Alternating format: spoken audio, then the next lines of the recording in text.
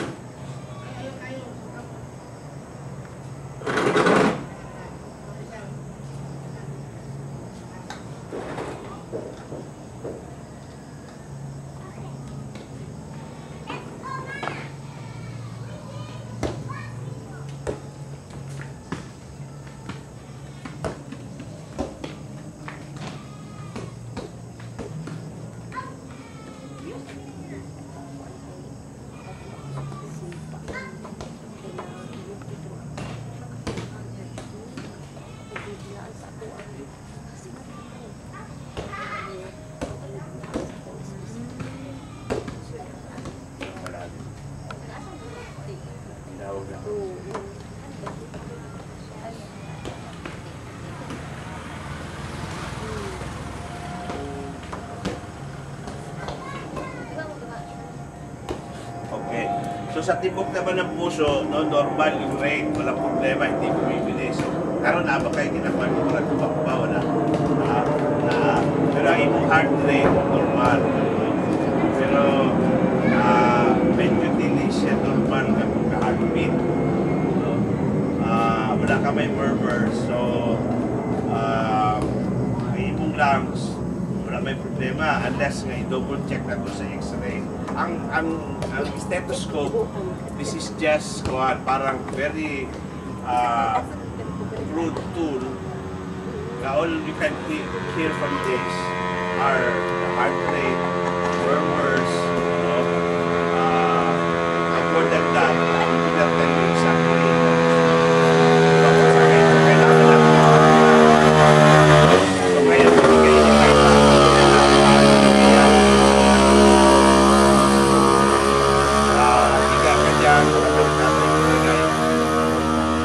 Lang yan.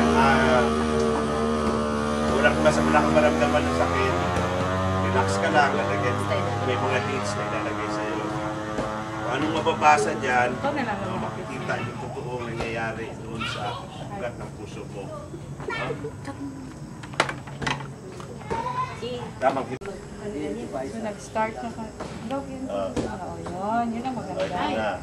Yan ang maganda. Okay. Yan, mas maganda yan. So, normally, pagkatapos ng ECG, isusulat yung, anong sinusulat dyan ta? Name ng pasyente, edad, no? Sex, usually yung weight and height, plus yung BP. Importante, huwag makalimutan yung blood pressure. Pero basahin mo muna doon. Yeah, Pakipira mo sa kanila. Huwag gabi. Pukos-pukos. Kaya matutulog na tayo. Hindi mo natin maapagalaw yung mga okay na siya.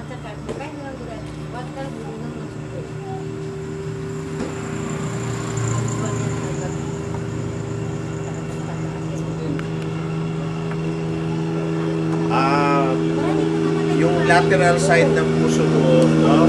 Parang kulang sa daloy lang. Parang nakita ko problema, medyo kulang yung dumadal, yung may parang nagbabara, no? Hindi masyado maganda yung daloy. No? Tinatawag namin ischemia. Ngayon, ang binibigay dyan, isang gamot dyan, yung aspirin nga, no? Yung aspirin. Tama yung iniinom mo, aspirin, ilang milligrams? 50 usahay. 50 lang. Actually, 81, yung baby aspilate, 81, or pwede rin yung mas mataas-taas, 325. Pero mag-start lang muna tayo sa 81 kasi may ulcer ka. Di ba? May nakikabuhi. Eh, pag nakakainom ka aspirin nga taas ang dosage. No? So, subukan muna natin ng 81. The reason na parang hinihingal ka, actually, ang kuhan ko talaga, ang cause nito is hirap i-pump ng puso mo dahil diastolic blood pressure mo mataas. So, ipapababa natin. High blood ka. No? High blood ka.